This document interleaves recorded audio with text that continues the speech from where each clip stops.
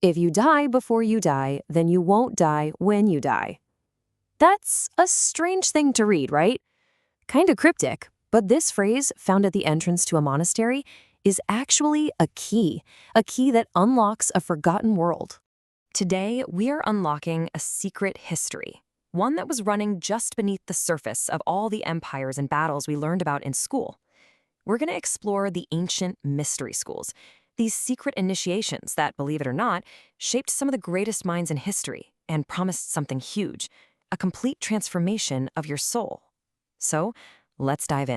So, here's the plan. First, we're going to uncover this hidden side of history. Then we'll actually walk the path of an ancient initiate to see what they went through.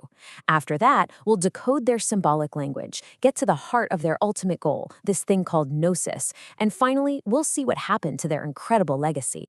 Okay, to really get started, we have to wrap our heads around an idea that was just totally central for the ancients, that alongside the history of things that happened, there was a whole other history, a history of consciousness itself. You know, what's so wild is how this shows two sides of the exact same coin. We think of ancient Greece, we think democracy, philosophy, right, pure logic. But the Greeks themselves were all about mysticism and ecstatic rituals.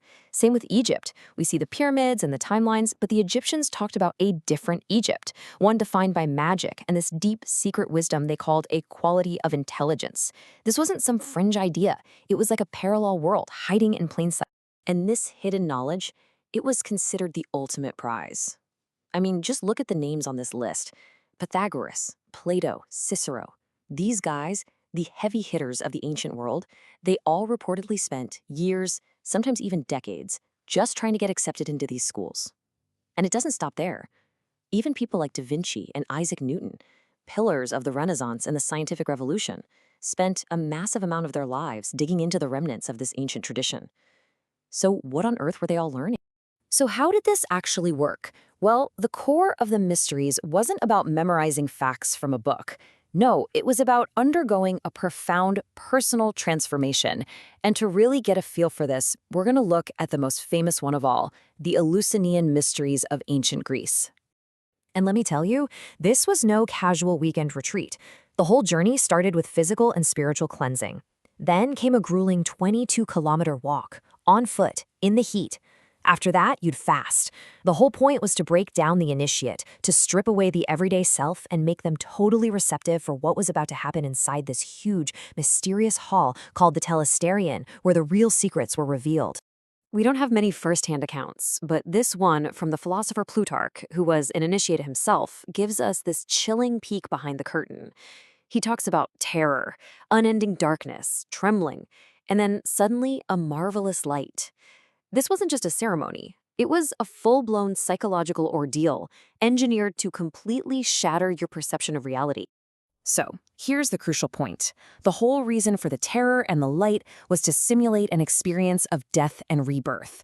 The initiates were literally acting out the myth of the goddess Persephone's journey into the underworld. By going through this symbolic death, they were supposed to confront and then overcome their deepest fear, the fear of their own death. And that brings us right back to that quote from the beginning, right? If you die before you die, then you won't die when you die. This is what they were talking about. Okay, but how do you teach something that profound? I mean, think about it. You can't just write it down in a textbook. So, the mysteries used something else entirely. They communicated their deepest truths through a universal language, the language of symbols. The whole foundation of their teaching was this idea called sacred science. To them, there was no separation between things like arts or religion or science. They saw the universe as one single living, intelligent thing. So every field of study was just a different way of understanding that one great truth. They were all woven together into one big, beautiful picture. And this is just a brilliant example of how they packed huge ideas into simple images. A symbol wasn't just a picture. It was like a zip file of information. So the snake wasn't just a snake, it was the sine wave, the universal pattern of all energy and vibration. That winged disc you see over temple doorways, a constant reminder of the immortal soul. These symbols bypassed your logical brain and spoke straight to your intuition.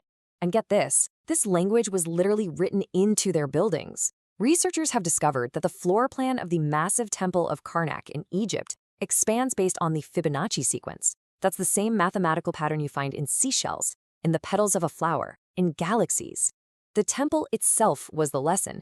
It was teaching you about the fundamental laws of life, just by existing.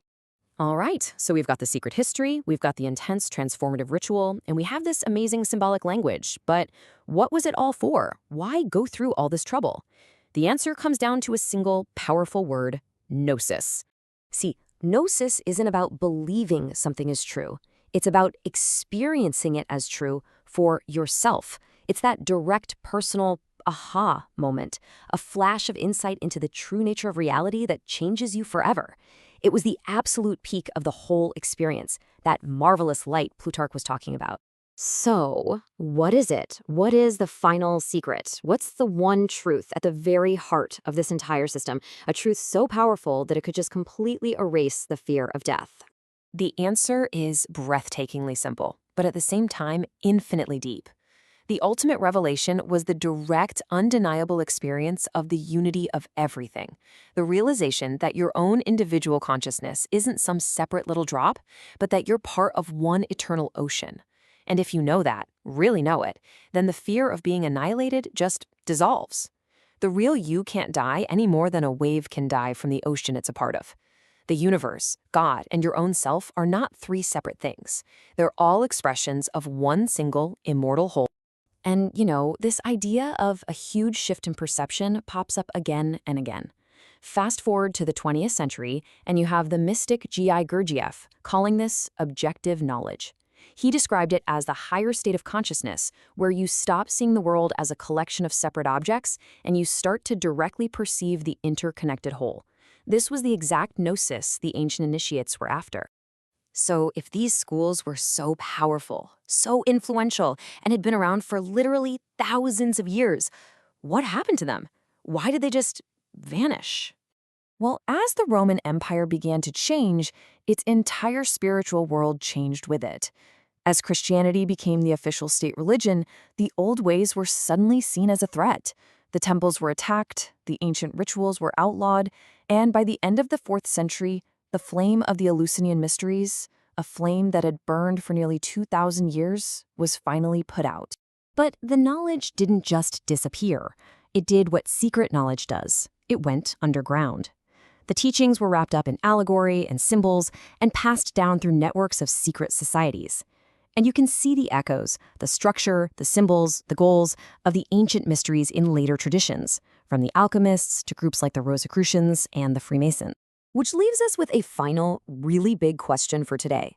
In our modern world, we are so focused on external material science, have we maybe forgotten that there's an inner science that's just as important?